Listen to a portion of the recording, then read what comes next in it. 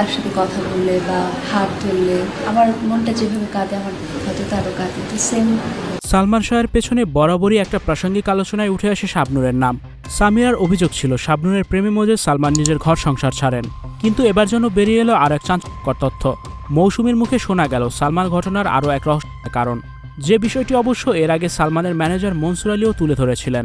মনসুর বলেছিলেন গল্পটা শুরু হয় মৌসুমীর থেকেই, হতে পারত সালমান মৌসুমীর দারুণ এক কেমিস্ট্রি, কিন্তু সেই ভাগ্যটা বদলে দেয় সামিরা, যে কথার ইঙ্গিত মৌসুমী নিজেও দিলেন। পারিবারিক দিক থেকে মেইন যে সমস্যাটা, যে দুই ফ্যামিলিতে অ্যাডজাস্টমেন্টের একটা প্রবলেম হচ্ছে। পর্দায় দারুণ এক সম্ভাবনাময় জুটি গড়েছিলেন সালমানের সঙ্গে মৌসুমী।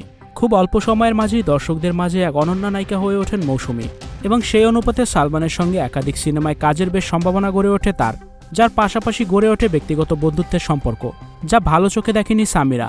পর্যায়ক্রমে সালমানের প্রতি প্রেশার ক্রিয়েট করেন সামিরা, যার ফলে এক পর্যায়ে গিয়ে সালমান শাহ মৌসুমীর হাত ছেড়ে দেন, আর কোনো সিনেমায় তার নায়িকার চরিত্রে মৌসুমীকে দেখা যাবে না বলেই প্রতিশ্রুতি দেন।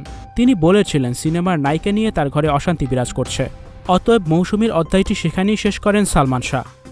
আপনি না করলেন তোর ভাবি তো এমনি আমার সন্দেহ করে, আমি মৌসুমীর লোক কাজ করবো না, আমার সংসার আমি সুখ চাই, শান্তি। মৌসুমী অবশ্য এত খোলাখুলি কথা না বললেও তিনি বুঝিয়েছেন যে সালমানের সঙ্গে তার বেশ ভালো একটা সম্পর্কই গড়ে উঠেছিল, যার মধ্য দিয়ে দর্শকদের আরও ভালো ভালো সিনেমা তারা দিতে পারত, কিন্তু যে কোনো কারণে তাদের সেই জুটি ভেঙে যায়।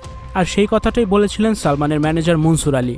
তিনি বলেন মৌসুমীকে বাদ দেওয়ার পরে শাবনূরকে নিয়ে জুটি গড়েন সালমান শাহ, কিন্তু সেখানে সামিরা একের পর এক অপবাদ দিয়ে সালমানকে মানসিকভাবে বিপর্যস্ত করে ফেলে, এমন একটা অবস্থানে দাঁড় করায় যেন সালমানই সামিরাকে ছেড়ে দেয়।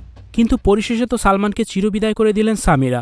Icon focus 24 TV, powered by 4D Fourth Dimension। আমাদের চ্যানেলটি সাবস্ক্রাইব করে আমাদের সাথে থাকুন।